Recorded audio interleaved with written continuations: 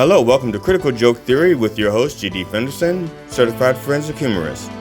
Now with new joke technology. Hi, I'm G.D. Fenderson, Certified Forensic Humorist at large, but I'm losing weight. Welcome to Critical Joke Theory, episode 56. Now with new joke technology and open caption for the humor impaired. Roger Corman, prolific B-movie producer who mentored many Hollywood luminaries, dies at 98. No cause of death has been given. Corman describes his producing process in the 2023 book Hollywood, The Oral History by Janine Basinger and Sam Wasson, saying that he would make an even trade with directors who were looking to make their first film. That sounds like he also mentored Harvey Weinstein.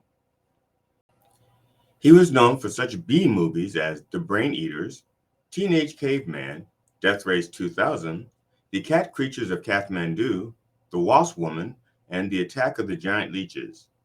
I'm pretty sure that I made up one of those movie titles. I do not know where Roger Corman will spend his afterlife, if it be heaven or if it be hell, because of all of his B movies and B nightmares that he gave to little children who were dragged to see his movies by their older sister Cookie, who was supposed to be home babysitting them. And I'm sure it happened more than once. R.I.P. Roger Corman. It be a pleasure. Last one, I promise. David Sanborn, saxophonist who played with David Bowie, dies at 78 from prostate cancer. I am sure that David Sanborn is not the only man David Bowie played with, but it must have been special in order for that to be the headline in his epitaph. Dave Sanborn won 6 Grammys. He did about 100 Grammys. In fact, in certain sax circles, he was called the Graham Cracker. He had done so many Grammys. Sanborn released his debut solo album, Taking Off, in 1975. His later studio efforts, Hideaway and Voyeur, earned him commercial and critical acclaim, and those 2 albums were about his sax parties. Rest in peace, David Sanborn. You've earned a rest. After the refrain, and then go to coda, repeat and fade. Susan Backlinie, the actress who played shark victim Chrissy Watkins in Jaws, died. She was 77. It's sad that this is how many of you found out that Jaws victims had names. I always thought they were just called Chum 1, Chum 2, Chum 3, and so on. Here is a before picture and an after picture. Rest in peace, Susan Backlinie. David DePape has been sentenced to 30 years on federal charges for his October 2022 attack and attempted kidnapping of Paul Pelosi.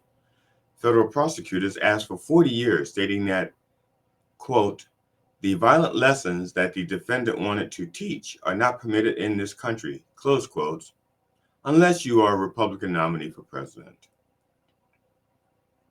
Speaking of which, the prosecution's last witness in the Trump hush money trial, Michael Cohen, seen here showing how high that note is he's about to hit as he sings, took the stand for the prosecution this week and underwent cross-examination by the defense. The cross-examination will resume on Monday. Trump's defense attorneys spent a lot of time trying to paint Michael Cohen as a liar when all they had to do was say, "You were Trump's lawyer, correct?" "Well, we know that Trump only hires lawyers that are liars." Case closed. New Jersey Senator Robert Menendez, seen here regretting trying to hide his gold bars by swallowing them, has been charged with acting as a foreign agent on behalf of Egypt and assisting the government of Qatar, all while taking bribes from several New Jersey businessmen. He is being tried along with Wael Hana, an Egyptian-American businessman, and Fred Davies, a New Jersey real estate developer. All 3 have pled not guilty. Menendez's defense strategy is to blame everything on his wife, Nadine.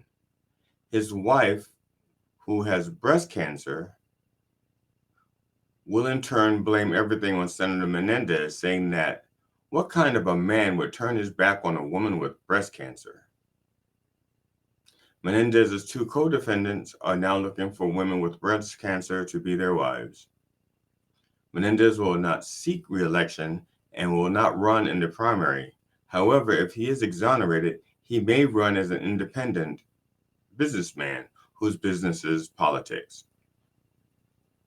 Slavic authorities charged a man Thursday with attempting to assassinate Prime Minister Robert Fico, saying he acted alone in a politically motivated attack that left the longtime leader in serious but stable condition. However, Prime Minister Fico's pro-Russian anti-American policies are just as unstable as they were before the assassination attempt. Slavic police have provided little information on the identity of the suspect, but unconfirmed media reports suggested he was a 71-year-old retiree who was known as an amateur poet and may have previously worked as a security guard at a mall in the country's southwest region.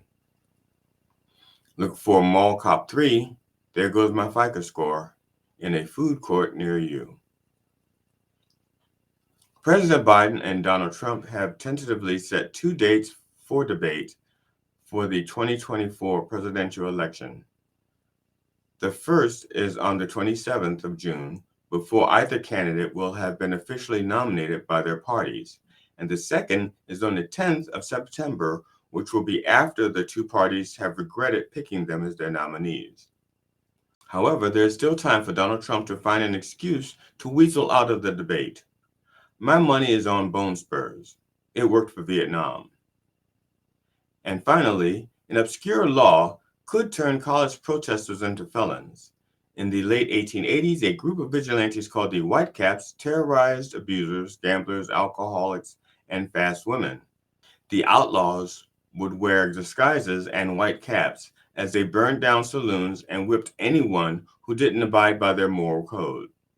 Desperate for a solution, Ohio leaders passed a law penalizing any group of three or more that commits a crime while wearing a mask.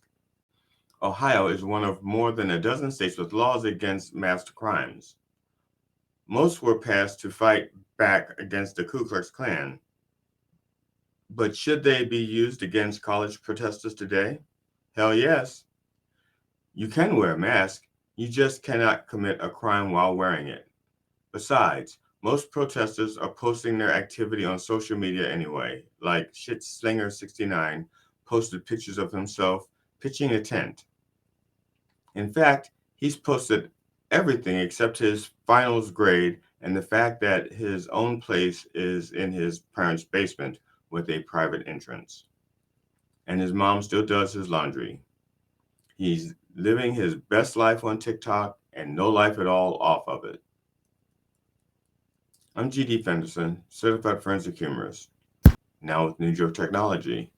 Thank you for watching Critical Joke Theory. If you enjoyed it, please like and share it, and please check out Done Way Past Funny on YouTube, Knob TV, and Spark TV, and watch The Church of Last Resort streaming live on Sundays on YouTube at 9 a.m. Eastern.